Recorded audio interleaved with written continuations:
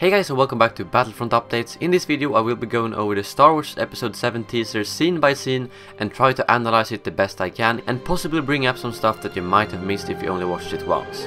It goes without saying that this video contains spoilers, you have been warned.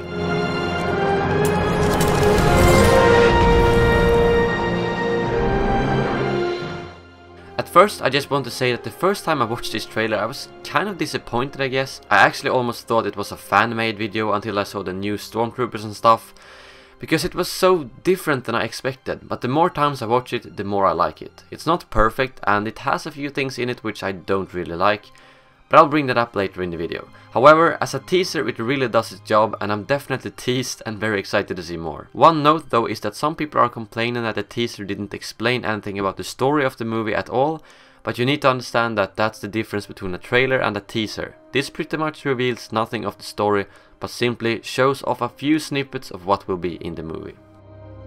The trailer starts off with a really cool voice that sounds like a Sith Lord or some other evil being. There has been an awakening.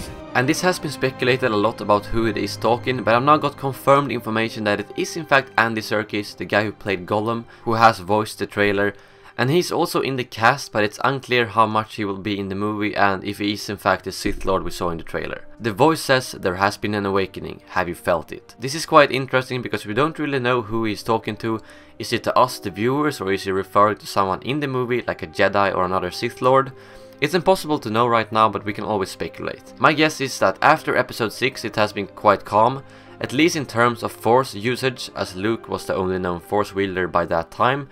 And maybe this means that there has been a new Sith in the making, maybe even more than one, who knows. It could mean anything, but I'm willing to bet that the Jedi will be thinking at the start of the movie that the Sith is extinct, and then they will do some kind of surprise comeback like in episode 1. The first visual scene we get to see is on what I'm assuming is Tatooine, where all of a sudden John Boyega pops up all sweaty in a Stormtrooper suit. This has been discussed a lot and some people are guessing that he is actually a Stormtrooper that will convert to the good side, since we know that he will be one of the main characters in the movie. However, something that I've noticed that people seem to forget is that both Luke and Han has been in Stormtrooper suits when they were sneaking around in the Death Star in episode 4, and what says that couldn't happen here?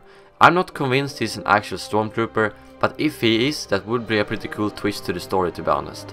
Because another point that people seem to be missing out on is that the Stormtroopers are in fact not clones. When the Empire was formed, they slowly phased out the clones and had actual enlistings with real people. So it's not that unlikely that some of the people who joins the Empire actually change their mind and turn to the rebel side after they see what the Empire is actually doing. The next scene is one that I kind of dislike, to be honest. It's of a silly little robot rolling over the plains of Tatooine with a few ships and stuff in the background. I just feel like the design of the robot is stupid. It looks like a rolling football with a head bumping on top of it. I mean, it's not too important, but I'll just put it out there that I would much rather have seen R2-D2 right there. And next comes one really awesome scene showing off the new Stormtroopers with their badass designs.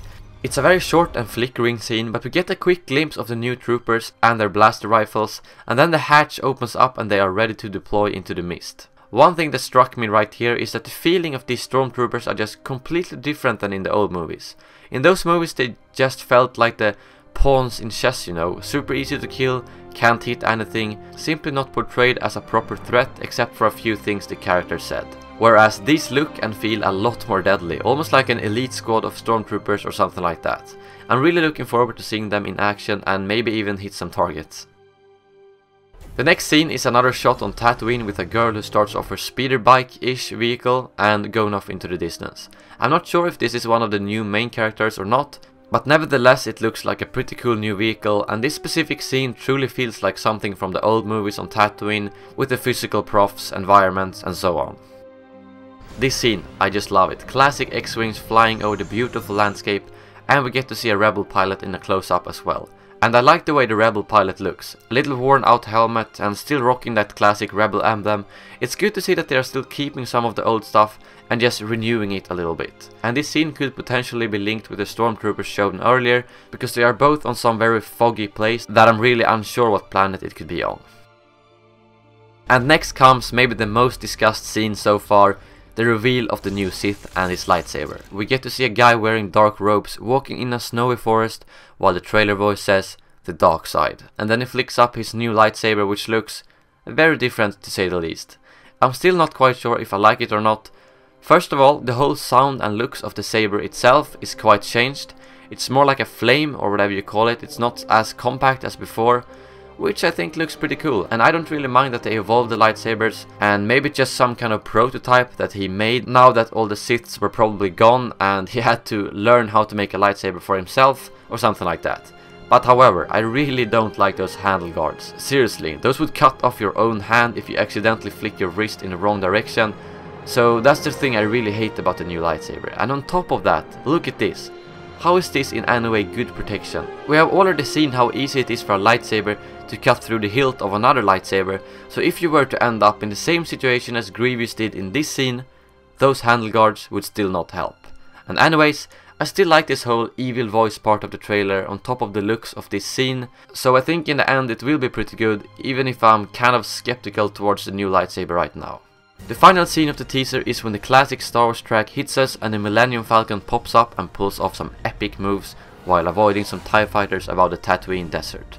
I think that's a fantastic end to the teaser. It kind of indicates that the classic Star Wars will still be in the movie, and it's pretty likely that Han Solo and Chewbacca was in the ship right there. It's safe to say that a big part of the movie will most likely take part on Tatooine or any other sand planet, since 3 of the scenes in the teaser are actually set in sandy environments. Anyways, that brings this analysis video to an end. I would love to hear all of your opinions on this trailer in the comments below. What did you like, dislike, and so on. Make sure to subscribe for the latest in Star Wars news, mostly gaming, but I'll make these occasional videos about the movie as well, since it's some quite major news for anyone interested in Star Wars. Well, I will see you all soon again, and as always, may the Force be with you.